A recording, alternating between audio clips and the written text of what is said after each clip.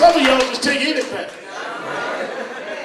Some of y'all go to restaurants, folk serve you an attitude. No?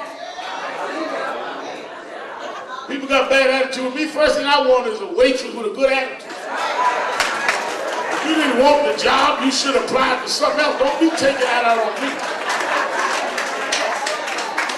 I'm gonna sit up here and spend money I ain't got and got to be insulted too. Some of y'all, see, I practice being respected. So when I get to political things, it just kick in because I practice being respected. Don't talk to me any kind of way. Jesse said he drive me. Police pull him over. What you pull us over for? Take out your ID. No, first you answer me. What you pull us over for? Ain't no random Negro up here.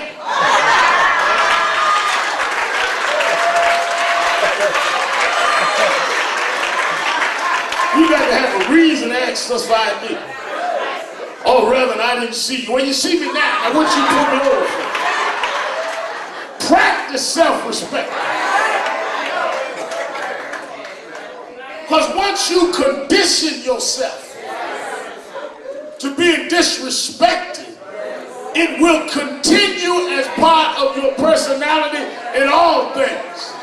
But if you demand respect at any level, you demand it at everything.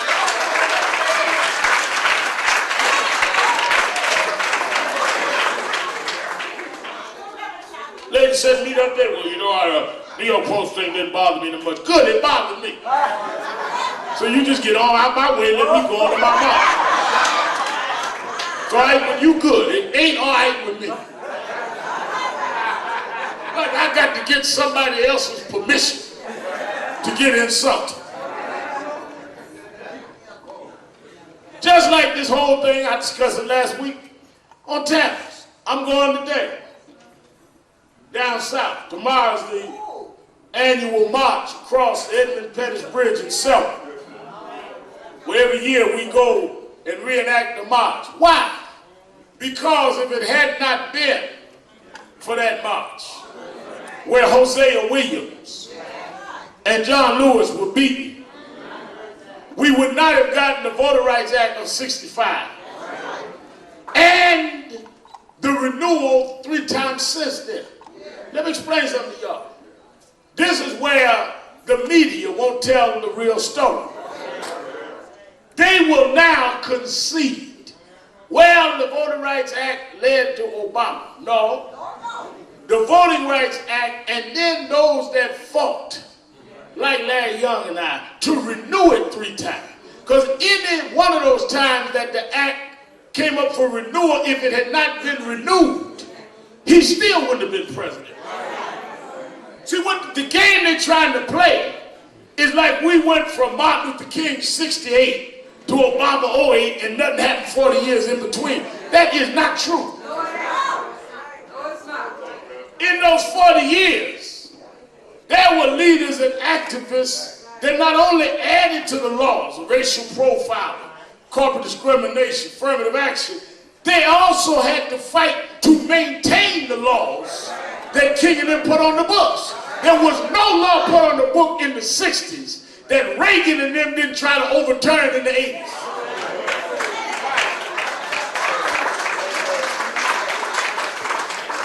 If it had not been for the civil rights leaders of today, those laws would have been reversed, which means in voting rights districts that had the long lines for Obama would not have been there. And the reason they don't want to discuss that is because they don't want to discuss they were part of the era of James Crow Jr. They talk about their daddy, Jim Crow, but they don't talk about them. That's why in Black History Month, you hear them show, they'll show you the movement down south, but they won't show you Howard Beach and Benzhurst, because that's them. They don't want to talk about whites up Maryland, up north, Illinois, Cicero, because that's them. They own the media. There wasn't a crowd more racist in Mississippi than the crowds we face in Bensonhurst. Hello. I showed some young people The pictures in visitors and them throwing watermelons at us and calling us the N-word. They thought we were in Mississippi. I said, no, that was Brooklyn.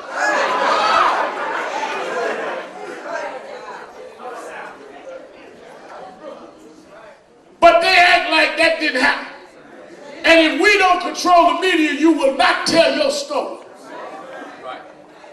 You got to be able to tell your children your own story. They need to know this was not a Southern thing. This was all over the country. And even today, part of the reason why a lot of our commitment this last year has been around education, one of the most racist notions we've ever seen is this notion of they can't learn. The biggest problem we got is some people have decided that some of our children are unlearnable. Well, who decides that? And once you allow people to put your children in the can't learn category, they have sentenced them to jail and ruination. No one should decide who's worthy of learning. I said at education conference the other day live. I said, well, suppose if I tell you, young boy, come out of a broken home, daddy left after he was a little boy, only seen him a few days in his life, raised by his mama on food stamps, and taken all over the world to grow up. Wouldn't you say that was an unstable background? Wouldn't you say that he couldn't really adjust and stabilize and learn? God said, yeah, probably that's true. I said, well, his name is Barack Obama. He in the White House.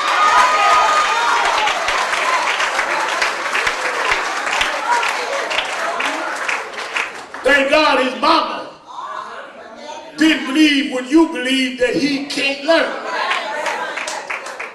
and hide him somewhere in special ed and beat down his self-esteem and act like something wrong with us because you don't fit the prescription and description of others. That's why we up in the Bronx fight this Arzu case, because you act like we are not human. Well, what did you do to get killed? Like you got to qualify to live. Issue is not what Arzu was doing. The issue is why the police would kill a man that wasn't a threat to nobody.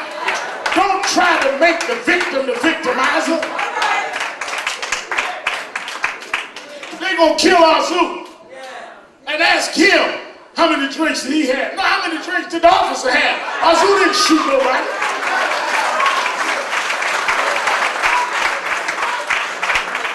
Shoot at Sean Bell 50 times, and you want to take an alcohol test on him rather than the guy shooting. Because again, you have this reverse inferiority, and you allow people to change the premise on you. Whole nation going through this whole thing right now. We're exploring on domestic violence. Show you how sick we get. Everybody on this domestic violence because of this Chris Brown, Rihanna thing. They put out a picture, she beat up. And some people so jaded, rather than saying whatever happened, this is uncalled for, this is wrong, this is a shame. You got people walking around talking about, well, I wonder what Rihanna did.